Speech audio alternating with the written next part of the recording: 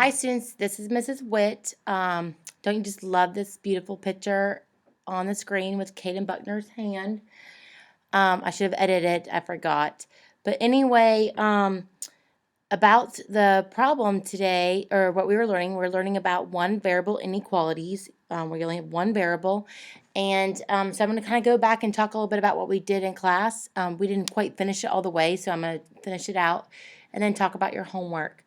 The things that we learned about today were we talked about inequalities all year long. Remember, I kind of emphasized that we need to know this word, inequalities, and I talked about how it was these symbols, the greater than and less than symbol, which, yes, is true, but there's two more symbols that we added in this year as well, which was the greater than or equal symbol and the less than or equal symbol.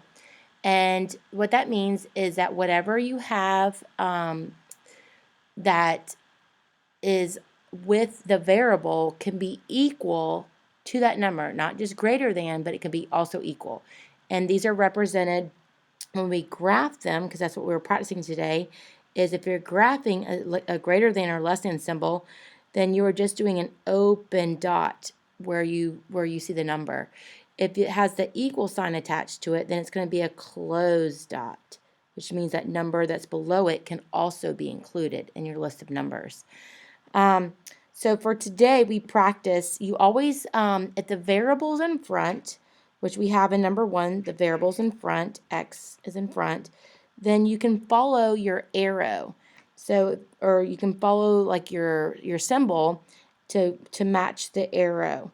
So this arrow is facing to the right, so I'm going to be shading to the right. Now,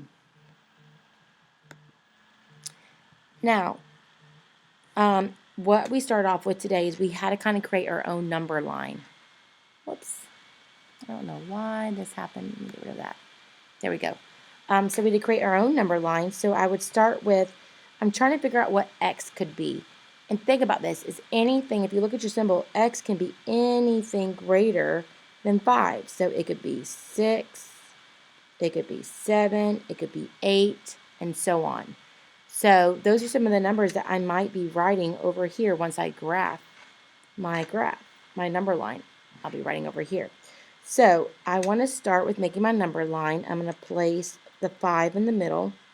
And then I ask the students when we practice this in class is just to kind of put 2 numbers on either side to kind of get the gist of what x could be.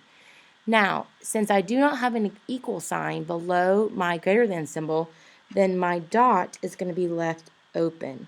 What that means is that 5 is not going to be included in my list.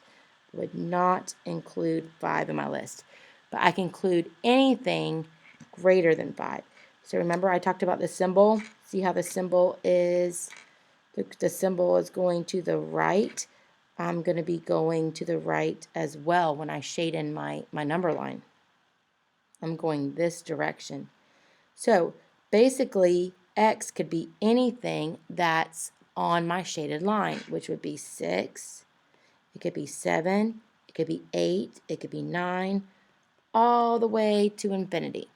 So you can just plug it in and see if it makes sense. If you do number 2, same thing. We're going to make a number line.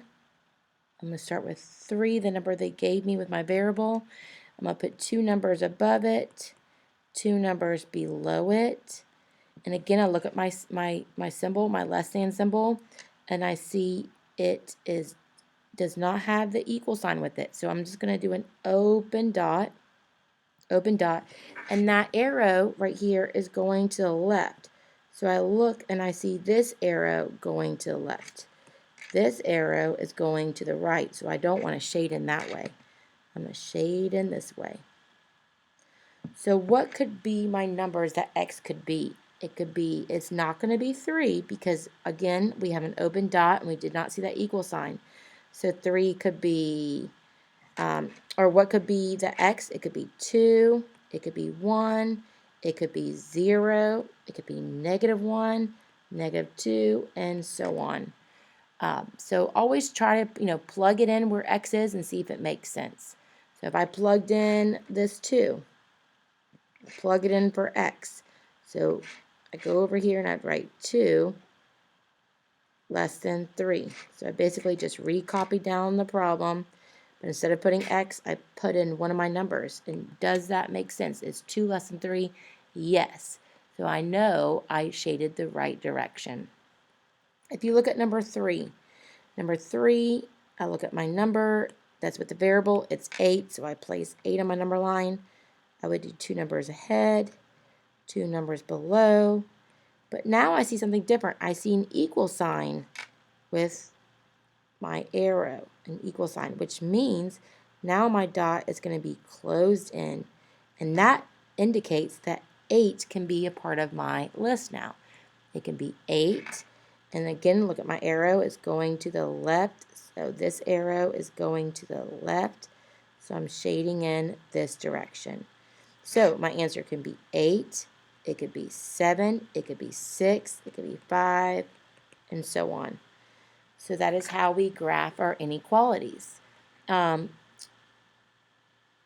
last one, again, I see 2 is my variable, so I'm going to put 2. I'm going to put 2 numbers ahead, 2 numbers below.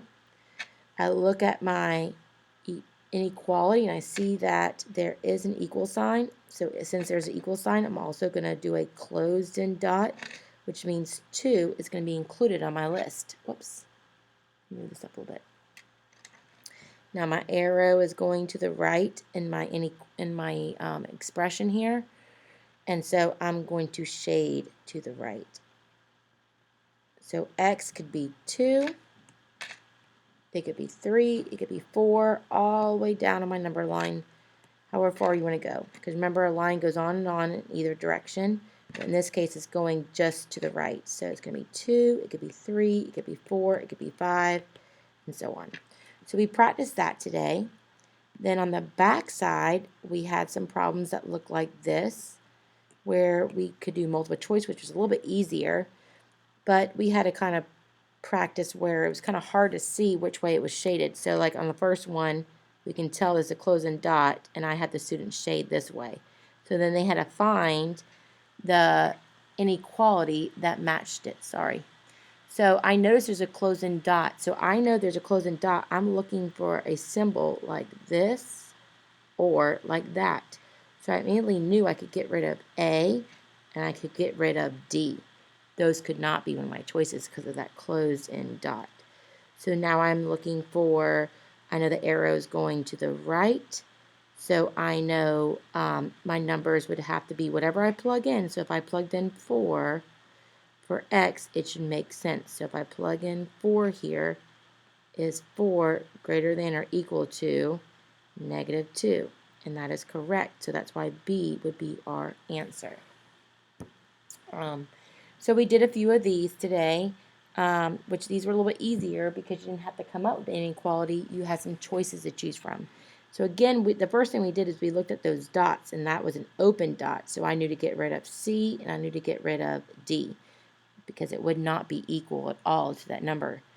And so we kind of went through and did that. Now looking at their homework today, so the first part, they had to graph, and so if you look at number 1, all of these, they had to actually place a dot, whether it was a closed dot or an open dot, and then they had to shade a certain direction. Okay, so number 1 has -2, so I go directly to -2, and I see that it has a symbol that looks like this. I see that equal sign, so I'm going to put a closed-in dot. And then I see my arrows going to the right, so I'm looking for that arrow going to the right, which is this side. This side, it's going to the opposite direction, to the left. So I'm going to shade in all the way to this direction. Now, if I want to check to see if I shaded correctly, I can just pick any one of these numbers on the line. So maybe let me just pick 4 and plug that in. Is 4 greater than or equal to -2? And yes, that's true. So check, I shaded it correctly. So again, if you look at number 2, I go directly to 5, the number 5, that's with the variable, on my number line. And I'm going to put an open dot now because I do not see that equal sign, an open dot. And I notice my arrow is going this direction. So I'm going to also go that direction, shade it in. And now I know my answer. Let's try to plug something in and see if it works. And I could pick any one of these numbers. Any one of these numbers and try it. So let's go with 0. I'm going to plug in 0. Is 0 less than 5? And that's correct. If I had shaded the other way accidentally and went this way and I try to plug in 6, I would say 6 is less than 5, and we know that's not correct. So I would know right then that I went the wrong direction. So this is correct when I plug in the 0. So you had to do 3, 4, 5, and 6 on your own. On the bottom, it says write the inequality that best describes each graph. So here you had to write, an inequality. So you had to have a variable, you had to have a greater than, less than symbol, and then you also had to have the number where the dot is. So I would start off by saying X. I look over and I see a closed-in dot. And we kind of shaded these in class today. I believe the first one we shaded to the left. Every student, if they were paying attention in class today, I had them go through and I had them, shade in because it was kind of hard to tell. So hopefully your child did that while we did it in class today. The arrow is going to the left, so my arrow is going to go to the left, and I see a closed-in dot, so it's going to also have that equal. And then I'm going to put 4 because that's what's below the dot. And that's all they want to see in 1 through 4. If you go to the back side, this is our review. This should all be review, so they should know how to do this. And hopefully this will help you tonight, my video. So you have a good night, and happy birthday, Hamza. We forgot to sing to you in class, so happy birthday, and have a good night.